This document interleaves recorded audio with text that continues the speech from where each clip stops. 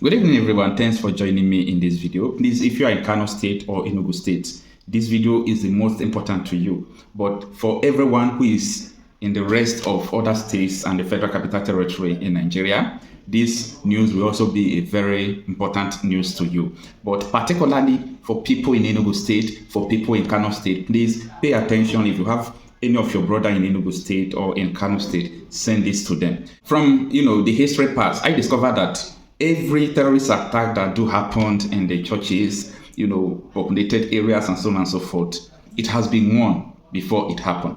So don't say that, oh, I am not aware of this happened suddenly, that is why I'm bringing this news to you, okay? Now, first of all, this Enugu State and Kano State, we have been having information about it that there will be bomb blasts in these areas. Now, the people who are carrying out this attack, normally, all this group, I told you people before that they are one, even though they are bearing different names like Boko Haram, Nakurawa, to mention but few, they are all the same. ISWAP, they are all the same with the same agenda. Now, Nigerian police has come out to warn Nigerians in Kano, and they told them that there will be possible attack in a populated area. And they did not just tell them, they deployed bomb and chemical weapon squads to Kano already. But the same way I got this information of Kano is the same way I got that of Enugu State. Why is it that the police didn't get information about Enugu State? Anyway, thank God for social media. Social media is a way of passing information, even at the speed of light. The information will get to anywhere. But this is it. Yes, Nigerian police are warning now. They're already warning people in Kano to be very careful, and they have deployed bomb detection equipment and so on and so forth. But people in Enugu, please be careful. Watch people's movement. And I encourage pastors in the church, reverend fathers, please make sure your security is intact. Report people who you don't understand their movement. Most of them will come, they walk, through the church, they walk back. Some of them, they are observing. Some of them will come to the church and stay. So a lot of things are going to happen in this. This is not to make people to fear. This is to save people's life. Be very vigilant. Most of the time in the past, explosions do happen in the market. Even while you are watching, be vigilant. Even while you are buying something, be vigilant. Any movement you don't understand, anybody opening something you don't understand, move away. Move away, because this is what we have heard that is going to happen, okay? Now, let us start step by step. Let us follow the police report first before we come to analyze our own report. Now, the report says that police warn of possible terrorist attack in Kano, deploy bomb and chemical weapon squads, okay? Now, the Kano State Police Command has issued a public alert warning residents about a possible terrorist plot targeting crowded locations across the state. The warning follows intelligence reports suggesting plans by suspected terrorists to attack public gatherings in key areas of Kano. In a statement signed by the command's public relations officer SP Abdullahi Haruna Kiyawa, the police urged the residents to avoid crowded places as precautionary measure. Now, the next paragraph says that according to the statement, to counter the potential threat, specialized police teams, including experts from the explosive ordnance disposal and chemical, biological, radiological, and nuclear units have been deployed to strategic locations across the state. Out of the article, I don't even know that Nigerian police have all these nuclear, biological, chemical, radiological units. I never knew, okay? That is, by the way, that they have deployed it now to Kano. Follow me step by step. Now, SP Kiyawa emphasized that these teams are on high alert, ready to respond to any emergencies.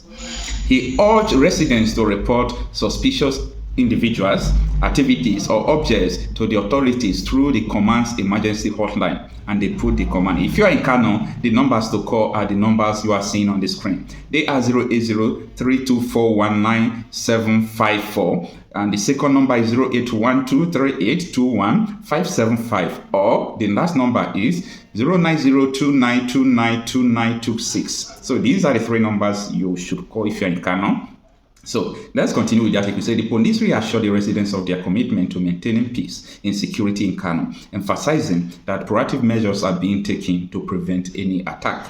The police also advised the public to remain calm but vigilant. They also urged the public to avoid panic and promptly report unusual activities to the nearest police station.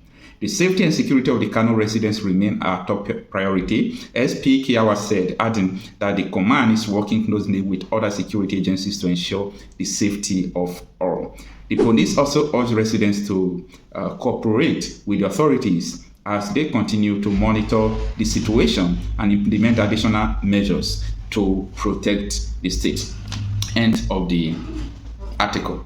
All right, as I said before, I got the information. If you watch my last video, the one I did about the insecurity in the Southwest, about the issue of I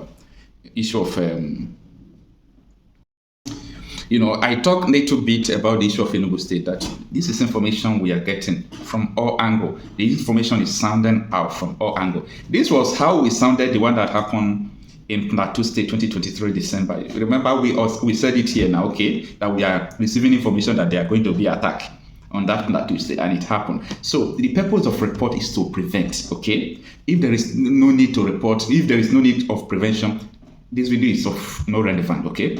The reason why we report all these things is for people to take precaution, not to make you fear.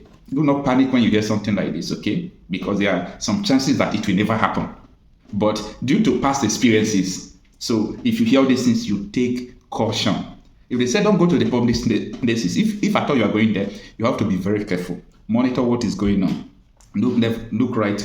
Monitor how people are behaving, okay? If you are in the church, the ushers in the church should be very careful. If you are in the mosque guards should be very careful. Anywhere you are in the schools, be very careful. We have seen schools being bombed in this country. This thing is not a child's play. Nigeria police got only one intelligence of that of Kano, and they have carried out their necessary preparation, to stopping this incident from unfolding. What about that of Enugu State? The Enugu State information did not come on day one, did not come on day two, and I have also seen the information in all dark classified places, okay? So this is not just coming from one angle that in Enugu State there will be a blast in churches and, where people are gathering and so on and so forth. This must not happen. And if you don't want it to happen, especially this is a charge to local vigilantes. They are the best form of security in Nigeria. Take it to the bank. Forget about all these things. This is not an opportunity to say or to talk, down Nigerian police or Nigerian military. No. I am not talking down Nigerian police. I'm not talking down Nigerian military. I'm just saying that the local vigilantes are the best form of securities we have in Nigeria because they understand the villages, they understand their area, their domain. That is where they were born and brought up. But if you are a police, maybe you were transferred from Kano down to Enugu State, you don't even know your left and right. Recently, you saw what happened when 3 military officers fought to say one escape with 30 persons were just kidnapped. In Enugu State, and they were, taken into the bush. Up till now, we didn't hear any information about that. That is not good. It is disheartening to hear all these things. So, but what I'm saying is that if you are in all these places that things are happening, just try your possible best. You can be the savior of the place. If you have seen this video, from now onward, just be very, very conscious of where you are going. If you don't have the vigilante number of your local community, don't say you have only police number, that is enough. That is not enough. Make sure you have the vigilante number because these are the people that can save you without any problem. Okay, so let me know what you think about all this. In trying to remove Jonathan, there were stateless persons that were from the Sahel region that were imported into Nigeria, and a former chairman of PDP made that statement. I'm not the person that made it. But that importation is a fact, is it? That importation is a fact. What has happened in Nigeria is that most of the time when something comes up today, we never sit back and say, how did we get to this point? We got to this point by virtue of the fact of the effort to remove President Jonathan. There had always been this herder-farmer clash, but it never got to this point where whole communities were exterminated so that some people will be roaming freely within their land, which is what happens in Plateau and in Benue State. I think Benue is the worst hit. Precisely. Yeah. And you know why? Because most of the banks of the Benue is lush. Because it's watered by the Benue River. And so they want, these people came and they want. And who are these people? And that's a question that we have not dealt with. The bill first said that we have to confine these people to the ranches within their states of origin. And somebody woke up and said, no, every Nigerian has a right to go around. There's no such thing like a state of origin. Why will anybody make that statement? Reason is that in trying to remove Jonathan, there were stateless persons that were from the Sahel region that were imported into Nigeria. And a former chairman of PDP made that statement. I'm not the person that made it. But that importation is a fact, is it? That importation is a fact. If you ask any Nigerian Fulani, he will tell you that there's something called the Bororo Fulani. And that Bororo Fulani are these imported ones. They don't own land. Therefore, what they want to do is to settle in Nigeria. They were given free passage, let me just say it, by the Buhari regime.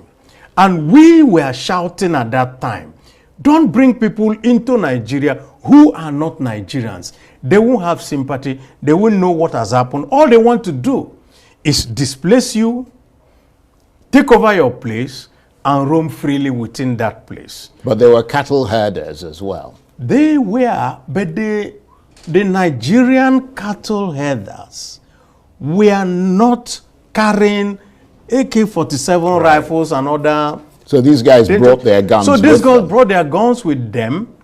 First thing they did was to start to rustle the cattle belonging to Nigerians. And so a Nigerian herder who loses his cattle has nowhere else to go. He becomes part of them because he is given, okay, you either join us or you got nothing. And some of them, of course, joined. And so we have this complicated problem. And this complicated problem is what we want to solve by saying, can we confine you to a particular place? If you have, okay, what you want to do is to move your cattle from where there is grass to another place where there is grass, and you can roam around with them. And I also pointed out on the floor of the Senate that Governor Ganduje at a particular time said, my state, Kano, has more than enough land for all the herders in Nigeria to go around with it.